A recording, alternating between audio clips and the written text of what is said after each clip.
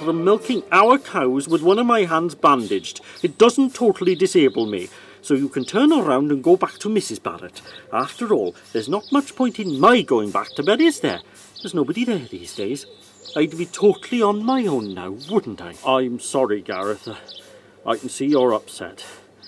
And I hope you don't think I was in any way being insensitive. It doesn't matter what I think, Mr. Barrett.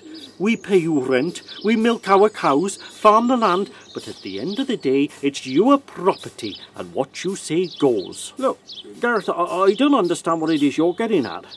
What have I done to upset you? What's going on out here? Gareth, what are you doing? Yes, I'd like to know what's going on. Could you tell me what it is that I'm supposed to have done, Di? Because, quite frankly, I haven't got a clue. In an attempt to take the heat out of the situation, Di took Bill into the farmhouse and brewed a welcoming pot of tea. Bill, I don't know what to say. I cannot imagine what has got into Gareth. Oh, look, don't worry, Di. You've both had a very trying time of it. I perfectly understand. Now, look, please don't apologise about it. But Gareth's behaviour just now was unthinkable. You know, I feel very embarrassed. Di, concussion can cause all sorts of unusual behaviour in folk. That was a nasty accident he had last Friday, and I must think it's bound to leave its mark. Oh, but his remark about not having Gwyneth to sleep with anymore was very upsetting, you know. I think part of all this is something to do with that business about our Brian coming home one day and turfing you both out, innit, eh? Now be honest. Gareth seems to have got a fixation that it's going to happen. Nothing I say can seem to persuade him otherwise. Oh, would you care for another cup, Bill? Oh, no, thanks very much, Di. Look, I also get the feeling that Gareth's blaming me for the state of that electric junction box. Now, am I right about that? Oh, I told him it was all too ridiculous for words, but, well, he thinks I sabotaged it. Well, now, I would be daft to do such a thing, wouldn't I? That ain't in my blood, Di. Oh, I know, Bach. I just think that Gareth's all mixed up at the moment. We'll leave him to get on with the milking by himself this morning. See how he copes. So far, Thursday's weather was keeping fine for Brenda Cook and Barry Dixon as they ventured out on the first leg of their getting-to-know Wiltshire trek. Barry did the driving while Brenda navigated. Much as he admired the pristine condition of her Morris 1000, he preferred the comfort of his own car. He'd never been to Wiltshire's only city before, but already he was soaking in the atmosphere and beauty of Salisbury. In comparison to Carthampton, it was positively heaven. After parking at the Guildhall Square, Brenda took him through one of the many magnificent gated entrances to the cathedral close. There in front of him stood the splendid magnificence of Salisbury Cathedral, a sight he'd only ever witnessed before on calendars and in books. Isn't it a lovely building? It's got the tallest spire in the country. The last time I was here it was covered in scaffolding. Don't Sir Edward Heath live here somewhere? That's right, the house just over there. Oh, right. Yeah, they've got their own stonemasonry here at the cathedral. And they do work for other places as well. It's a beautiful city. I've driven through it before on the way to Southampton, but that's about it, I'm afraid. Well, we'll have to have a look around the city before we journey back to the Fox Vale. In the meantime, there's no point in visiting the cathedral if we don't take a look inside, is there?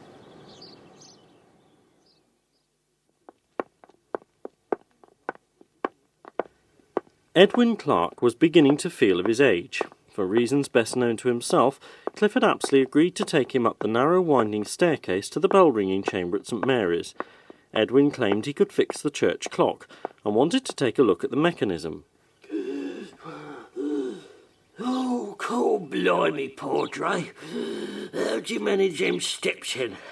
They seem to go on forever. Where's the bleeding mechanism then, on the roof or something? It's right here, Mr Clark. Oh, is that the bell ropes hung up there then? Yes, they're hooked up for safety, so don't try and pull them down now, will you? Oh, I've got to sit down. That bench safe as a rock. I'll be all right, Vic. Don't you worry about me. I ain't got so much puff as what I used to have, see? Evidently. Now, are you sure you want to be bothered with this clock? Because it's an awfully long way up and down those steps, Mr Clark. You'd have to come up and down quite a lot if you were serious about it, you know. The state of your chest doesn't really inspire much faith in your ability to I cope. wouldn't be doing it myself, nah. I've got a couple of friends what I dab hands at this. And even better, they know this village as well. They used to live here, see? 2 of your friends used to live here? Yeah, Dosser and Frankie. Dosser and Frankie? From one clock to another, Brenda pointed out one of the many features of the cathedral's interior.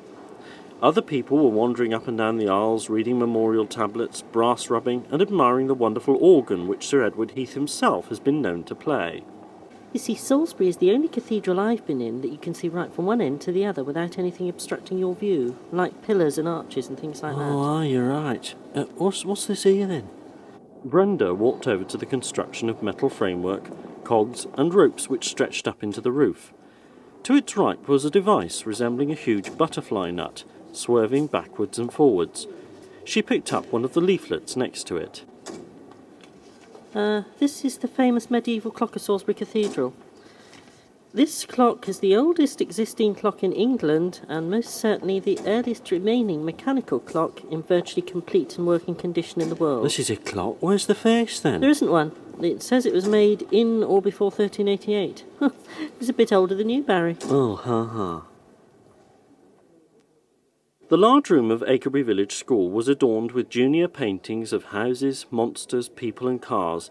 The school has 3 classrooms, the traditional large room and 2 smaller ones.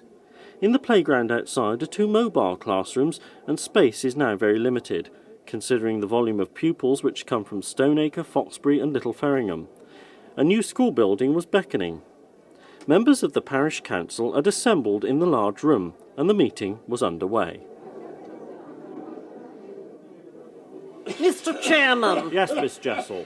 can I bring to the council's attention the proposed allowance of a fish and chip van to vend its wares in the village every Friday evening? Yes, now this is Chippy the Chip Man, a family firm from West Hampton, I believe. The very same. Yeah. I feel that this allowance is not in the best interests of the village. Apart from the smell which is being emitted from the vehicle, it parks on the frontispiece of the village hall, and my scouts and guides are in the hall on a Friday evening. I've got a problem controlling them, and I don't propose to allow them in with kebabs, fish, steak and kidney pies and chipped potatoes. One has to set standards. I'm afraid I don't think we can ban the mobile chip van just because of your scouts and guides, Miss Jessel, I'm sorry. But look, can we get a consensus of opinion towards this at the end of the evening's meeting? Because there is an important issue which needs to be discussed, and it's with regard to the purchasing and proposed development of Acrebury House. The plans are here if anybody wishes to examine them afterwards. Members mumbled to each other, and Bill Barrett continued. Now, it's been purchased by a Mr. Hanway, who's a property developer from the West Midlands. He proposes a change of use. 12 luxury apartments would be built inside, completely self-contained, and would be individually sold privately. Some were for, some were against. Miss Jessel was concerned that it would encourage too many newcomers to invade the village. Lucy Gleed, however, felt that new blood would help to keep the village alive. Frank Plackett wasn't too happy about the fact that the house would be losing its original features and use. Major Harcourt didn't like the fact that it would be turned into luxury flats, as he referred to it. Bill Barrett, as chairman, voiced his view that the proposals were more favourable than allowing the house to fall further into disrepair, which could lead to demolition. The proposals were voted upon and accepted. Mr. Hanway could proceed. By way of a change, it was Brenda Cook who called on Barry instead of the other way round. It was 10:30 at night, and she didn't see any reason why she or her neighbour should be alone. Barry opened the door. He looked disturbed. Can I come in? Aye. You didn't totally enjoy today's outing to Salisbury, did you? Don't be daft, of course I did. It were great. I'm looking forward to the next outing. How about bank holiday on 30th of May, eh? If you like. But first, I want to know what's on your mind. Come on, let's have some of that northern grit. Tell me what you're thinking. Joey Harcourt. You seem pretty pally with him, if you don't mind me saying. We've known each other for a number of years now. We've got similar interests. So tell me, Brenda, how friendly are you? I need to know.